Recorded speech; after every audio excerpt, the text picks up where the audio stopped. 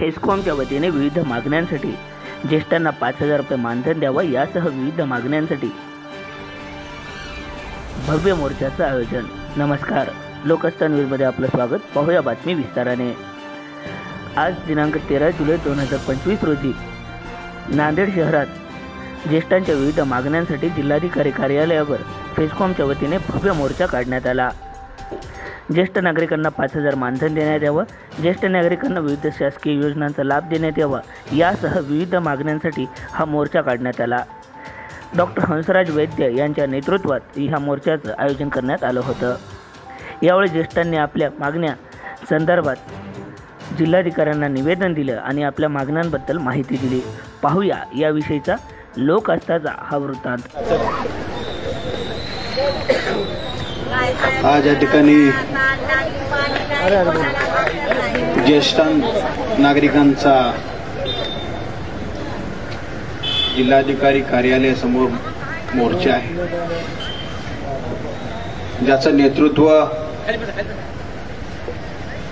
Doctor हंसराजजी वैद्य साहेब आणि त्यांची team या ठिकाणी करत आहे आणि त्यांच्या माध्यमातून ज्येष्ठांना न्याय मिळावा यासाठी त्यांचं कार्य चालू आहे। तुमच्या माध्यमातून डॉक्टर साहेब अनेक मोर्चे, अनेक आंदोलन या ठिकाणी झाले आणि आजही तुम्ही ज्येष्ठांच्या लढ्यासाठी लढत आहात। जे काही ज्येष्ठ नागरिकांचा प्रश्न आहे, तुम्हाला माहिती आहे, मी प्रत्येक तुमच्या कार्यक्रमाला उपस्थिती या ठिकाणी दर्शवत असतो। तुमची जे काही अडचण आहे त्याची जाणीव या ठिकाणी मला आहे आणि आम्ही दोन्ही आमदार, आम्ही सर्वसामान्यांचे आमदार आहोत, तुमच्यातले आमदार आहोत, त्यासाठी चिंता करू नका। तुमचा प्रश्न मी गेल्या अधिवेशनामध्ये विधानसभेमध्ये मांडला आणि तो रेकॉर्डवरती सुद्धा आलेला आहे आणि याही अधिवेशनमध्ये आम्ही तुमचा प्रश्न या ठिकाणी मांडू।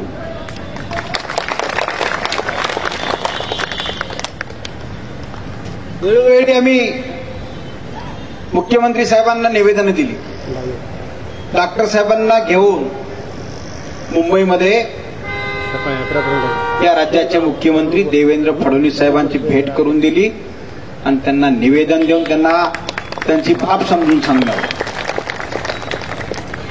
आम्हाला खात्री आहे हे महायुतीचं सरकार निश्चित तुम्हाला न्याय दिल्याशिवाय राहणार नाही असा विश्वास आमच्या मनामध्ये। या राज्याचे मुख्यमंत्री देवेंद्र फडणवीस साहेब, या राज्याचे उपमुख्यमंत्री एकनाथरावजी शिंदे साहेब, राज्याचे उपमुख्यमंत्री अजितदादा पवार साहेब यांच्या नेतृत्वामध्ये जे काही सरकार चालू आहे, निश्चित पुढच्या काळामध्ये आपल्याला न्याय मिळेल अशी खात्री आमच्या मनामध्ये आहे आणि तुम्हाला न्याय मिळवून देण्यासाठी आम्ही सदैव तुमच्या पाठीशी आहोत, आम्ही तुमच्या सोबत आहोत। जे काही तुमच्या मागण्या आहेत ते मागण्या सातत्यानं आम्ही तुमच्या सोबत राहून ते मांडण्याचं काम निश्चित वारंवार किती वेळ तुमच्या मागण्या आम्ही लावून धरण्यासाठी तुमच्या सोबत आम्ही सदैव असा शब्द तुम्हाला या ठिकाणी देतो आणि थांबतो। जय हिंद, जय महाराष्ट्र। बसा दोन घ्या घ्या घ्या घ्या जाऊ द्या। मी बोललो आज या ठिकाणी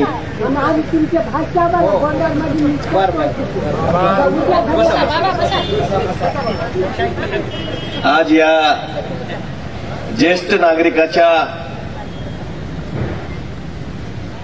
आपण सगळ्यांनी मोर्चा काढण्यात आला जिल्हाधिकाऱ्यावर। त्या निमित्ताने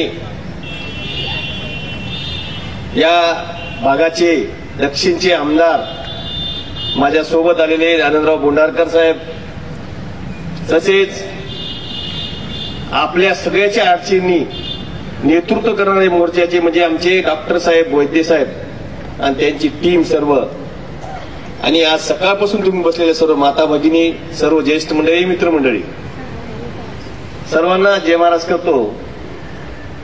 मागच्या 6 महिन्याखाली मोर्चा खूप मोठा काढला होता तुम्ही तुमच्या सगळ्याच्या मार्गदर्शनाखाली, आणि त्यावेळेस मी मोर्चाला उपस्थित होतो.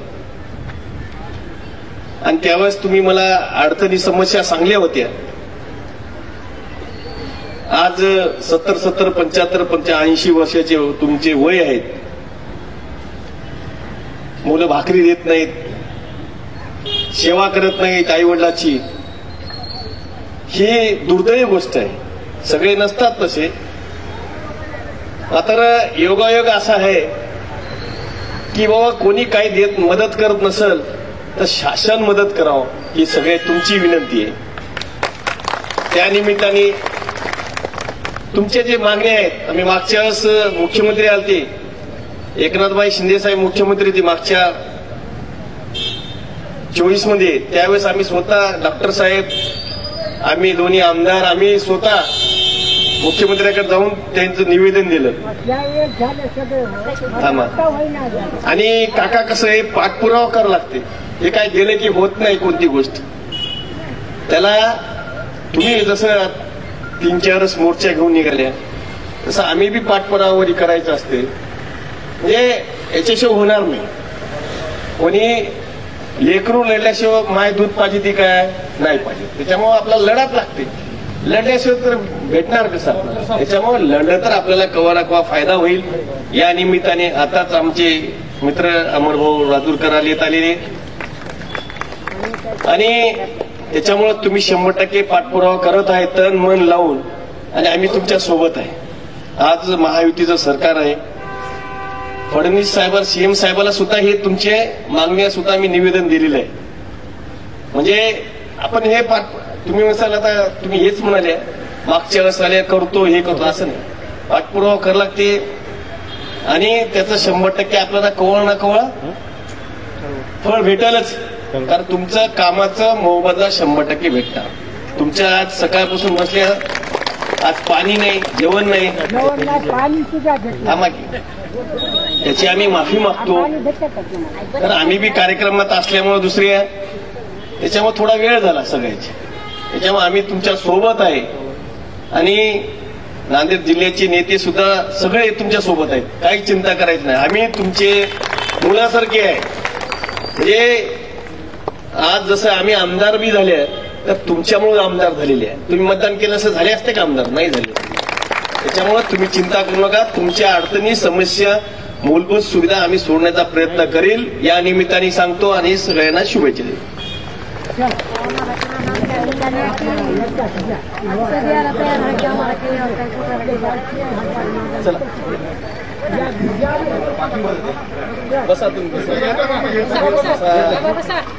ज्येष्ठ नागरिकांच्या मागण्यासाठी बसलेले सर्व उपोषणाला बसले सर्व माझी मायबाप जनता, इथं उपस्थित नांदेड उत्तरचे आमदार सन्माननीय बालाजीरावजी कल्याणकर, दक्षिणचे आमदार सन्माननीय आमचे बोंडारकर साहेब, तुमच्या सर्व सिनियर सिटीजनचे अध्यक्ष आमचे हंसराजी वैद्य साहेब, जेव्हा आम्हाला गोष्ट कळाली की आपण सर्वजण उपोषणाला बसला, तेव्हा तात्काळ आम्ही तिथून निघालो.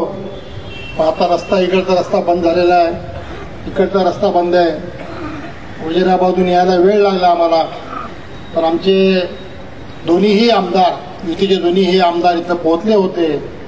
आणि आत्ताच बालाजीरावने सांगितलं, ज्या काही ज्येष्ठांच्या मागण्या असतील आणि ज्या होण्यासारख्या असतील त्या इथल्या लेवलला असतील तर आम्ही इथं कलेक्टर साहेबाच्या लेवलला आपण सोडवतो. आणि काही गोष्टी मंत्रालय लेवलला असतील तर दोन्हीही आमदार आहेत. 2 आपले खासदार आहेत, अशोकराव चव्हाण, गोपचडे साहेब. त्या चौघाला घेऊन जाऊन आपण ज्या ज्या मागण्या असतील त्या मागण्याचं एक निवेदन आणि एक बैठक मंत्रालय लेवलला लावू, आणि त्यातून जो काही मार्ग निघेल ते मार्ग काढण्याकरता आपण प्रयत्न करू. भारतीय जनता पार्टी ही पूर्णपणे ताकदीनिशी तुमच्या मागं आहे एवढं सांगण्याकरताच आम्ही इथं आलेलो आहोत. आणि मी विनंती करेल हंसराज भाई साहेबाला की आपण सर्वांनी आता उपोषण सोडावं आणि आपण येणाऱ्या काळामध्ये 8 दिवस किंवा 15 दिवसामध्ये लवकरच दोन्ही हे आमदारांच्या माध्यमातून आपण मिटिंग लावू आणि मंत्रालय लेवलला हा विषय घेऊन जाऊ. एवढंच या प्रसंगी बोलतो, थांबतो आणि तुमच्या मागण्याला आमचा पूर्ण पाठिंबा राहील सांगून माझे 2 शब्द. जय हिंद, जय महाराष्ट्र, जय श्रीराम. मित्रांनो, दोन नुसतं तुम्ही आलात त्याच्याबद्दल एक 2 मिनिटं. सरकार सुद्धा घ्यायला तयार नाही. एवढ्या मोठ्या मनाची माणसं येते, मानाचे भुकेले नाहीत, कामाचे भुकेले येते. दादा बाईट दादा आपल्या सगळ्या तिघांनाही सांगू इच्छितो की आम्ही आमचे जे प्रयत्न आहेत, आमच्या जे मागण्या अशा आहेत की माझ्यासारख्या श्रीमंत डॉक्टरला, इंजिनियरला, वकिलाला, शिक्षकाला, प्राध्यापकाला किंवा कुण्याही मानधन मिळणाऱ्या व्यक्तीला 100 नाही 125 वर्ष जगला तरी त्याला 5 पैसे देऊ नका. लाडक्या बहिणीला गरज नसताना तुम्ही देऊ नका. लाडकी बहीण ही लग्न होईपर्यंत माय बाप भाऊ बहिणी सगळे मिळून सांभाळतात. तिला मोठ्या ताटात लग्न करून देतात आणि ती सासरी हुडकून दिलेल्या घरी जाते. तिथं तिचा नवरा, तिचे सासरे, सासू, भाया, दीर सगळे मिळून तिचं कौतुक करतात. तिला पैशाची गरज नाही. पैशाची गरज खरी ह्या गोरगरिबांना आहे की ज्यांच्या हातातून आता काम केलंय, अंगातून काम केलंय, त्यांनी सगळा कारभार पोरांच्या हातात दिलेला आहे. काही जणांचे पोरं दारू पिऊन दाता घालतात, काही जणांचे पोरं जिवंतपणे यांच्या वाटण्या करतात. बाप 4 दिवस मोठ्या मुलाकडे राहावं, माय 4 दिवस लहान मुलाकडे राहावं जिवंतपणे.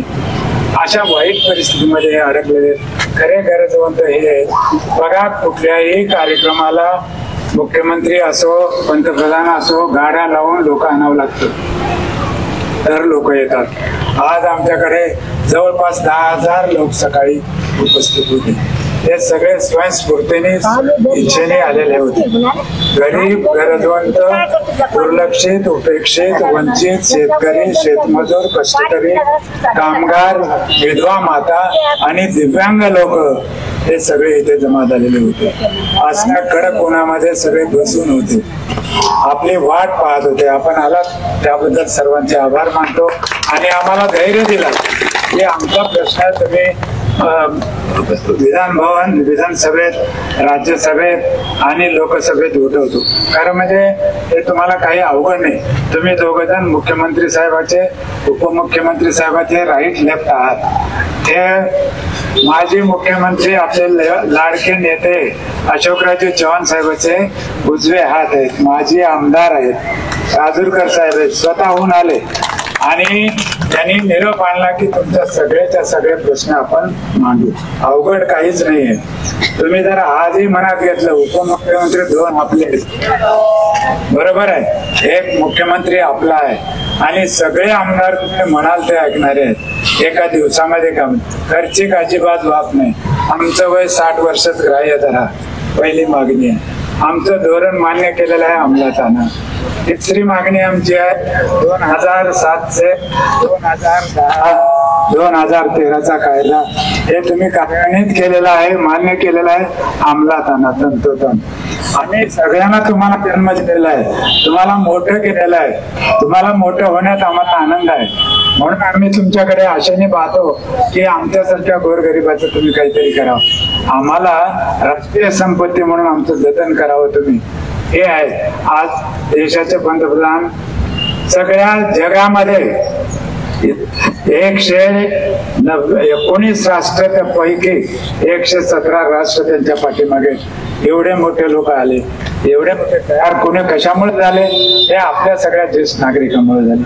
आज माननीय आपले मुख्यमंत्री महाराष्ट्राचे फडणवीस साहेब, त्यांना आपण काय समजतो? की तात्काळ काम करणारा व्यक्ती आणि सगळ्या गोरगरिबाच्या पाठीमागे उभं राहणारा व्यक्ती म्हणून आपण त्यांच्याकडे पाहतो. त्यांना जन्म कोणी दिला? त्यांच्या मायबापांनी दिला. त्यांचे मायबाप सुद्धा तुमच्यासारखे ज्येष्ठ आहेत. आपले आई वडील सुद्धा ज्येष्ठ झालेले आहेत. तर तुम्हाला नम्र विनंती आहे की ज्येष्ठांचे प्रश्न हे तात्काळ सोडवू शकता तुम्ही. सोडवा, संधी आहे, संधी पुन्हा मिळेलच असं नाही. दुसरी महत्वाची गोष्ट अजून एक सांगून गेलं ती अशी की आमच्या या ज्येष्ठ नागरिकापैकी तळागाळातल्या माणसापैकी जसं शिक्षक संघातून एक आमदार घेता तुम्ही, शिक्षक संघातून, प्राध्यापक संघातून एक आमदार घेता किंवा राज्यसभेवर तुम्ही पुन्हा कुणाच्या वर्णी लावता. त्याच्यापैकी आमचा तुम्हाला मागणी आहे की यांचे प्रश्न उचलण्यासाठी यांच्यातला माणूस एक आमदार एक खासदार म्हणून तुम्ही राज्यसभेवर आणि विधानसभे परिषदेवर घ्या. अशा छोट्या छोट्या मागण्या आहेत आणि त्यात सहज तुम्ही करू शकता. मनात आणलं तर खर्चिक बाब नाही, खर्चिक एकच आहे, आम्हाला 5,000 रुपये मानधन द्या. अहो, महाराष्ट्र राज्य हे देशाची आर्थिक राजधानी आहे. आर्थिक राजधानी महाराष्ट्र म्हणजे भारताची आर्थिक राजधानी, अतिशय म्हणजे संपन्न असं राष्ट्र त्याला म्हणू आपण, हे राष्ट्र आहे. त्याच्यामध्ये आमच्या मागण्या किरकोळ आहेत. तुम्ही बाकीच्या सगळ्या आमच्या योजना बंद करा. आमच्या योजना वाटलं तुम्ही खरंच दयाळू असाल तर तुमचे मानधन थोडे कमी करा, विनंती करा सरकारला किंवा आमचे मानधन कमी करा. पण या गोरगरिबाला एवढ्याच्या प्रसंगी खूप चांगले सरकार, पण त्यांना गाडीला वेळ जायचंय. जवान साहेबाला एक काम आहे, दोन्ही आमदारांना काम आहे. एवढं सांगतो. आल्याबद्दल शत शत शत शत कोटी आभार तुमचे सगळ्यांचे मानतो आणि सांगतो जय हिंद. आम्हाला इथे केव्हा केव्हा कोणी येईल तेव्हा आमदार आनंदरावजी बोरणाकर साहेबांसारखं आम्हाला हाताला धरून घेऊन जा, राजूरकर साहेबांसारखं आम्हाला हाताला धरून जा. काल परवा मुख्यमंत्र्याची भेट झाली ते या दोघांमुळे झाली. त्यांनी हाताला धरून आम्हाला मध्ये घेऊन गेलं. मला बाहेर उभा केलं होतं पोलिसने, पण साहेबांनी म्हणले सूचना सोडायची. तेव्हा कुठे जाऊ शकलो, तुमचे प्रश्न त्यांच्या पुढे मांडू शकलो. असे एवढे तगडे बालाजीराव आता नावच बालाजी आहे, त्यांच्या नावातच बालाजी. काय करणे काहीच करणे तर जास्त न बोलता थांबतो. आल्याबद्दल पुन्हा शेखा धन्यवाद म्हणतो. जय हिंद, जय महाराष्ट्र. धन्यवाद. राजूरकर भाऊ